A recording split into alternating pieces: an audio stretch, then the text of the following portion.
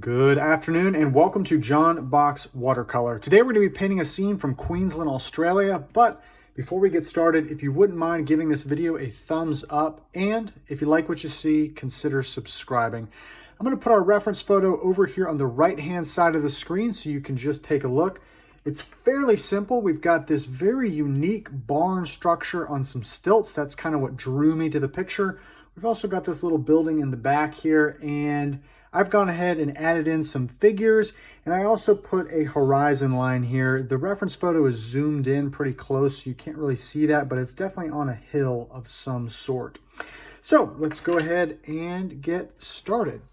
Our first wash, we're going to be keeping pretty cool. I want to keep that sky nice and blue. And so I'm going to spray our paper just to get it moist. I'm going to take my large mop brush here.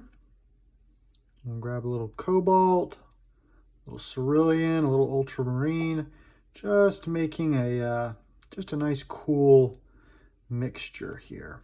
I always recommend mixing your colors in your pails before you put them onto your paper whenever you're working in a wash. Now, sometimes that's not true if you're working on a specific character or figure and you need to use something bright, but typically in a landscape and in a cityscape, most of your colors are going to be fairly neutralized. All right, so I'm going to continue to work my way down here. And the only thing I'm thinking about is I just want to be wary as I get close to this roof line here because we're going to be painting that a separate color. I'm trying to look on camera to make sure there's not too much of a glare here. I've got some new lights. We'll see. Okay, now I want to paint this roof a fairly warm color. I'm going to use I typically like to do my cools up here, my warms down here. I'm going to put a little orange in there. Yeah, something like that. And we'll just pull it right through like that. And I'll just let the sky just kind of bleed its way down into that as well. All right, and then from here, the only thing I want to focus on is I want to make sure and avoid my figures there. And I just want to keep everything very, very light because we're going to be going over this again to get our foreground. I'm going to grab my small brush and just make sure I get around these figures perfectly here. Okay. Really just their heads, and then I can come and just grab my larger brush and kind of get to work on covering everything up.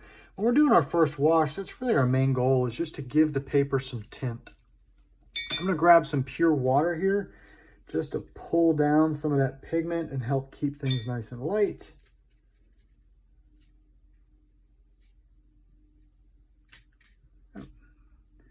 Just work around the bodies. Like that. Okay. And again, like I said, I'm going to be going over this landscape on our second wash, so I'm really not too concerned at the moment about temperature, color, all that good stuff. Just want to put a very basic wash down, and we'll work on it as we move along. Okay. I think this looks good. We're going to let this dry and come back and start our second wash. And we're back and we're ready to start our second wash. This is now completely dry and we're going to start working on our landscape here. Now, my main goals for this are I want to keep it very warm and I need to create some illusion of depth here. So I'm going to try to, after I do this sort of horizon line here on the hill, I'm going to be coming back and softening that later on here. It'll make more sense as we get there. I'm going to have a warm, somewhat neutralized color back here just for the back of that hill. And as we work our way down, we will get stronger and more vibrant. And again, all I'm worried about right now is I just want to make sure to be avoiding those rooftops. I want to make sure and cut those out, keep them nice and clean. I'm going to strengthen that up just a touch, get a little bit more contrast. Okay, I'll grab a smaller brush and just come in here and work that there. Give my paper a bit of a spray just to help things move along. All right. I'm using some Cerulean to kind of turn it into somewhat of a more green, warmer color. I like to use that Cerulean blue for that. Now I'm going to be careful on this roof here. I want to leave just a touch on the other side if I can.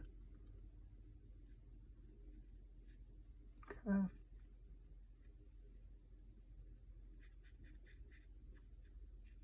Yep, that's just fine. I can blow right through the center of this building here. We're going to be working that on the next wash. I've got to be careful about the edges. That's all I'm thinking about. When I say edges, the edges of this roof here. Okay. Yep. That looks very clean to me. All right, let's paint around these figures and then we'll really get to add some color and power into this foreground here. Let's just get close enough. And I'll grab my smaller brush here and then we'll really get going. All right, get that there.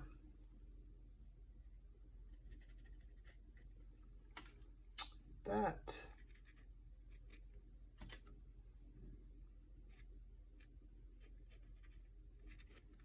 All right.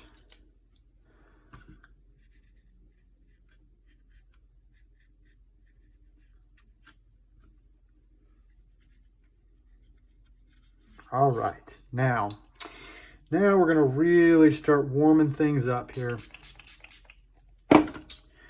Let's go.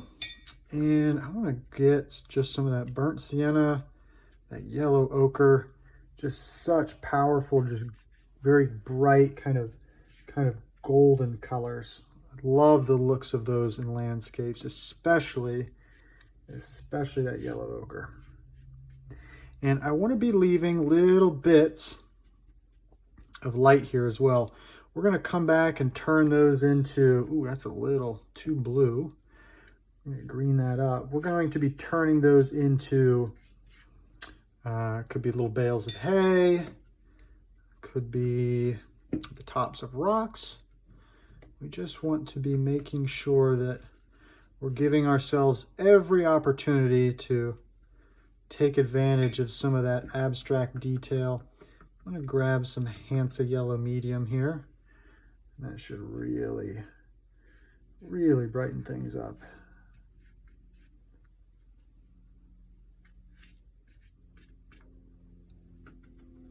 And again, really what we're going for here is we just want to keep it interesting. Nobody wants a boring scene and it's all just one color and one tone, so we're trying to mix it up. All right, down towards the bottom, I'm going to grab some neutral tints, some warm grays, just to darken things up down there. And now what we're going to do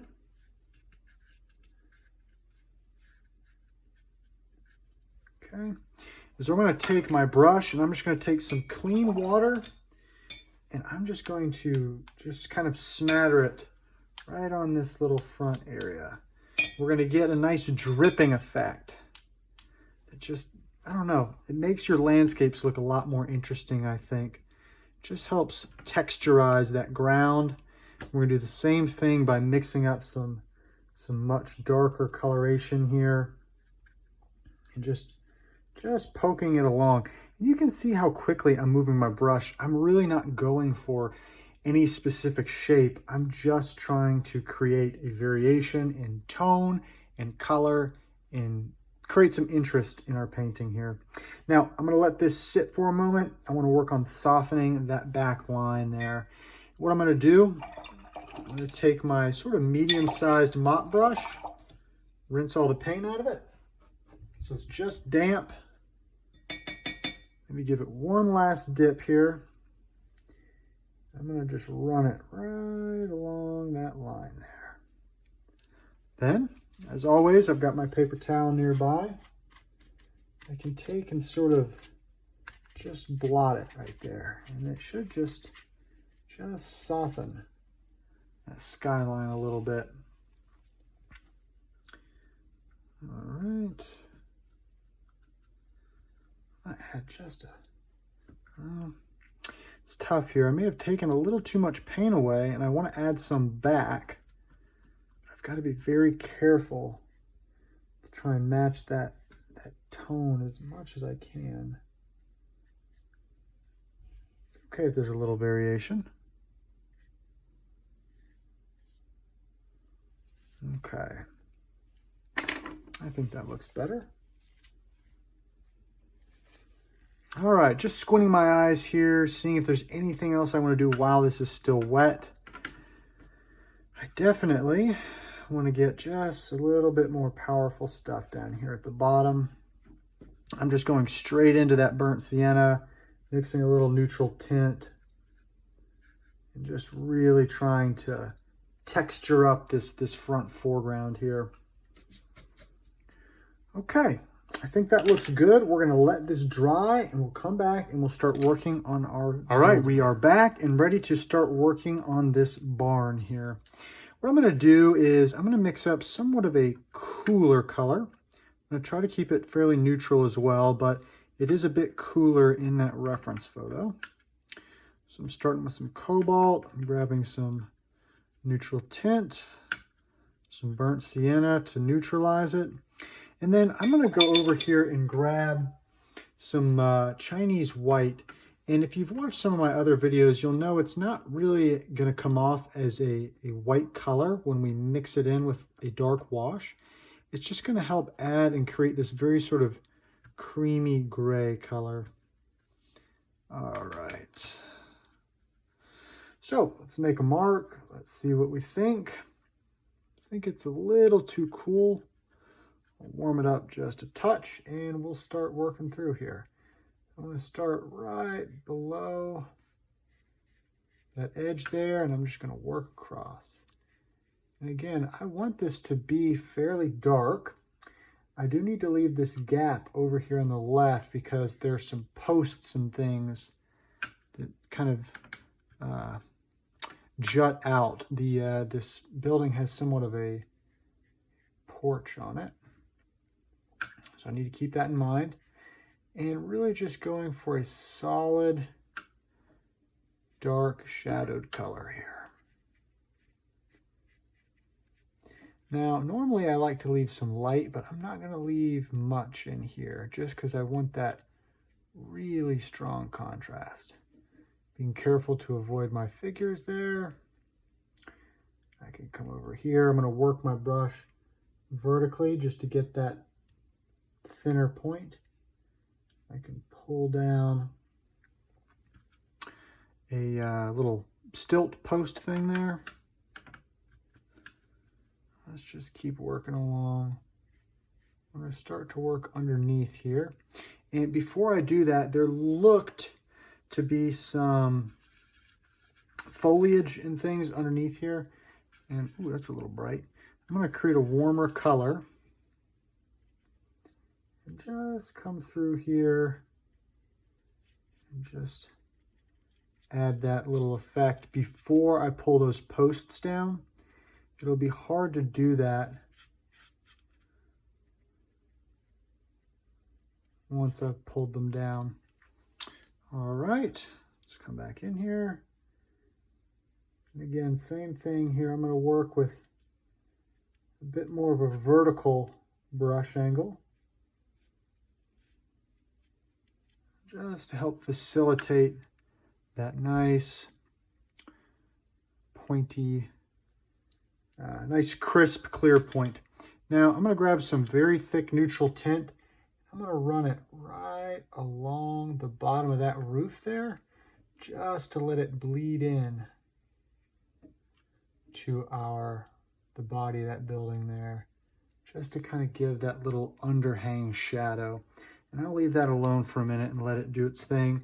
Something I'm going to go ahead and mix up though, I'm going to wet the paper and I'm going to mix up a shadow mixture.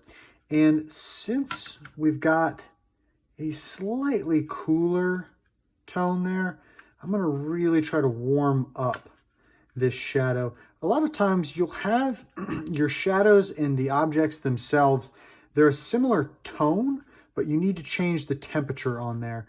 That's how you kind of trick the eye into differentiating between the object and its shadow. So I want to try to make that warmer if I can. So I'll do a little mark there. Let's add, I don't know, let's add a little orange in it. It's just got to have a little bit of a different hue. I don't really want to go cooler with it just because of how warm everything is out here. And you know what? I think that looks great. All right. We've got those two figures there. Yeah. I don't want to make it too wide. Okay. Just squinting my eyes there a bit. Now I'm going to take the legs of these figures should run just into that shadow there, but this one might have his own shadow, so I'm going to use that there. And while I've got this mix here, I want to try to use it in as many areas as possible where there's going to be a shadow, just so I can have that matching tone exist. I haven't built the body of that building yet, but I know it's going to have a shadow, so I'll go ahead and use that. And I'll do the same thing for this individual here. Just pull it off to the side there. And, you know, I was going to make some little bales of hay and things here. I'm trying to figure out, I may wait on those. I'll hold off just for a minute.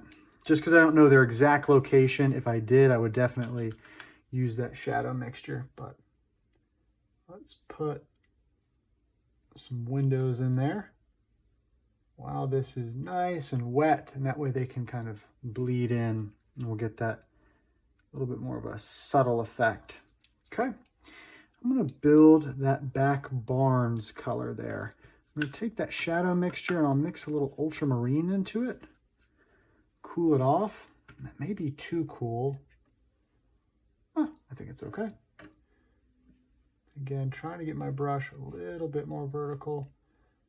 Just got to be careful of that other roof when I get over there.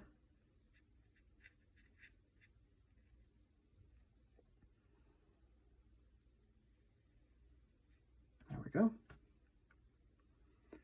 And again, the only reason I'm going with that cooler color is just to give that contrast to that shadow below.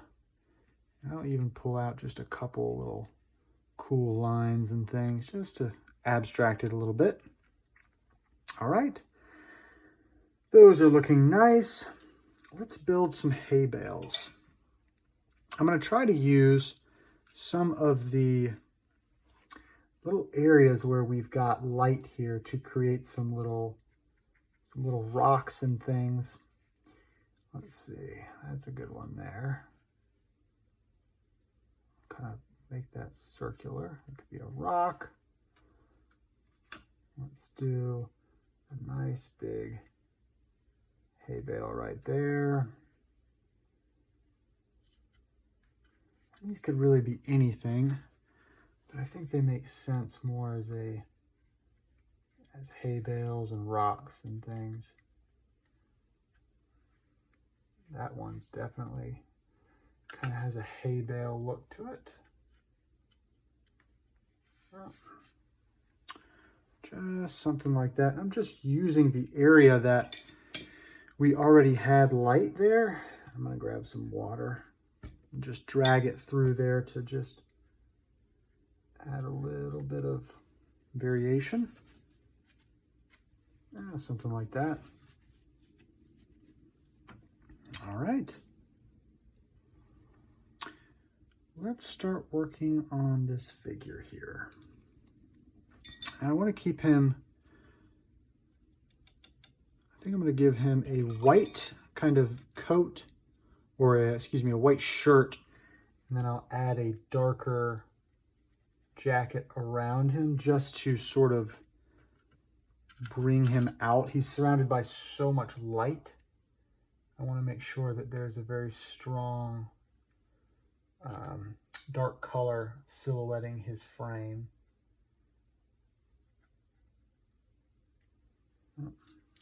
Yeah, something like that.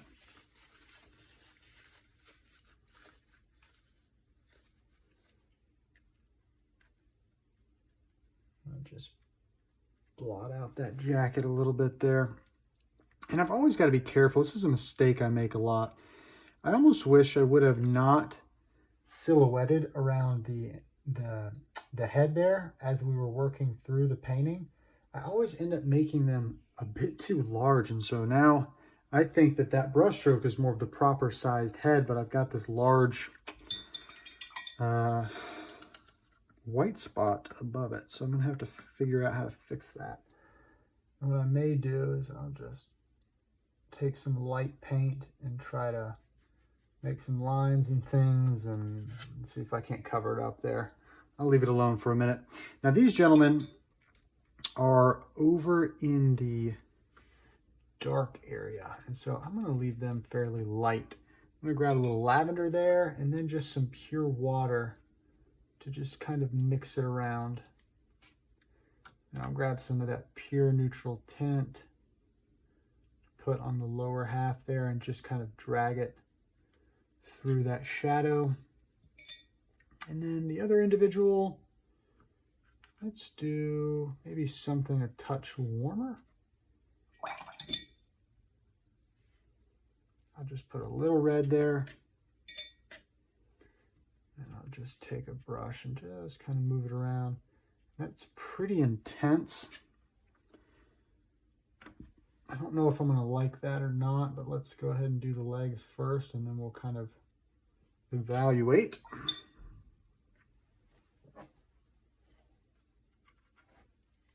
Grab some of that burnt sienna I had there. And you know what? I think it looks good.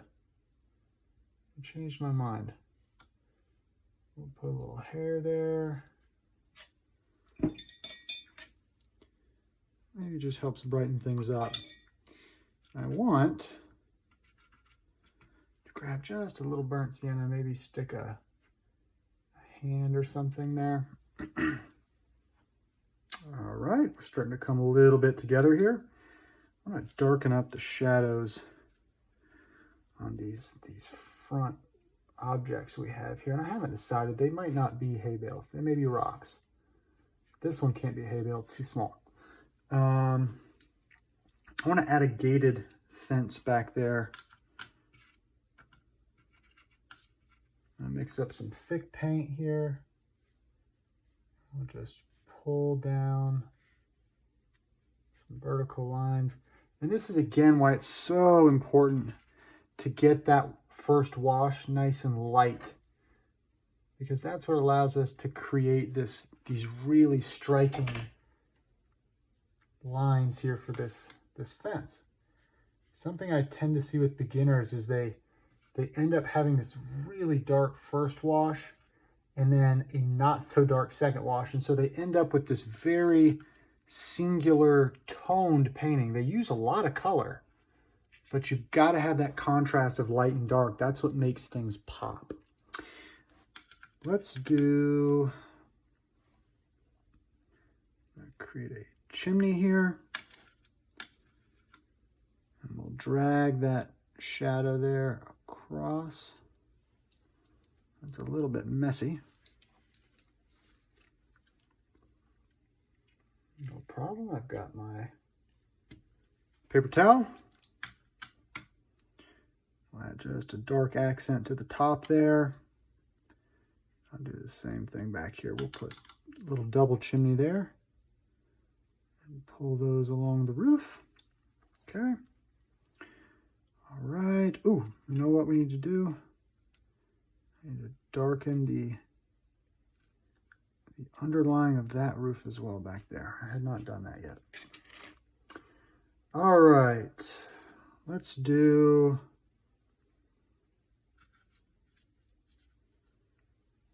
another kind of hay bale shape over here. Maybe right next to this one.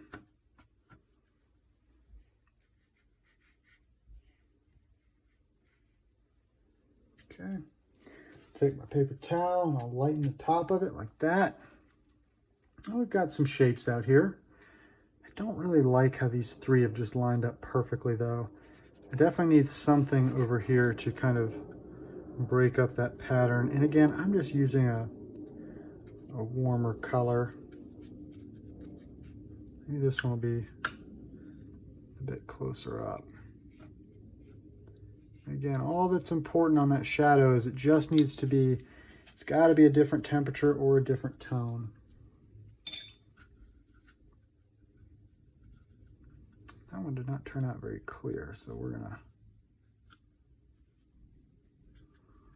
work that back in there. Put some dark tint down there at the bottom. Really pull that out. Okay. And that one I'll have to add some gouache on top to kind of give a little highlight there. Let's add some livestock in the back. Maybe back on this hill here.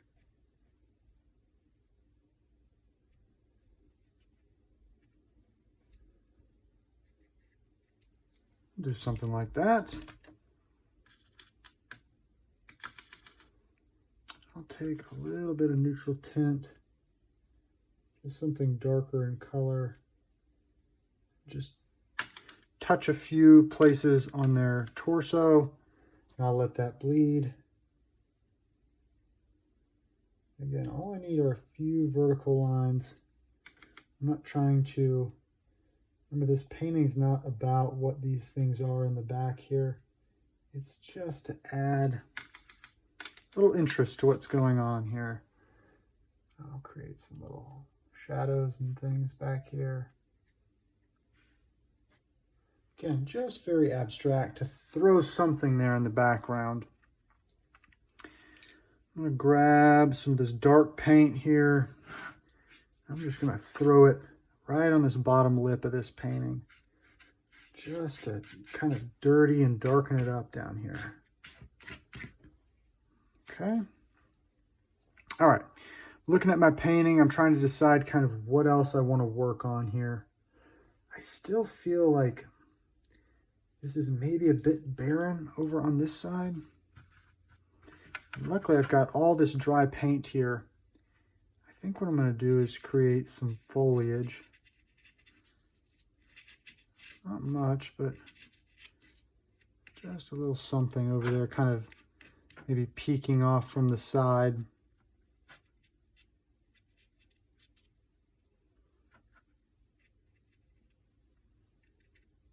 Just a little bit. Okay. I'm going to let this dry and we're going to add our gouache highlights and then we're going to be done. And we're back for the finishing touches here. Got my white titanium gouache. Let's go ahead and just add a few highlights here. Especially important for these figures that are over here in the dark. This one's not really, but this guy, since he's up against that dark edge, I want to use this to kind of help bring them out. I'll do that there. And I'll throw a little bit of a highlight on tops of these rocks and bales. This one needs a big one because it's too dark. Had I known or drawn this, I would have left a hole here similar to how these just ended up with them. That wasn't by design, it just was, again, when you're moving quickly and we're abstracting things, it just can really help create some spontaneity in your painting, and you never know what you're going to end up using. I'm going to add a little bit of a highlight line there. Little architectural suggestions.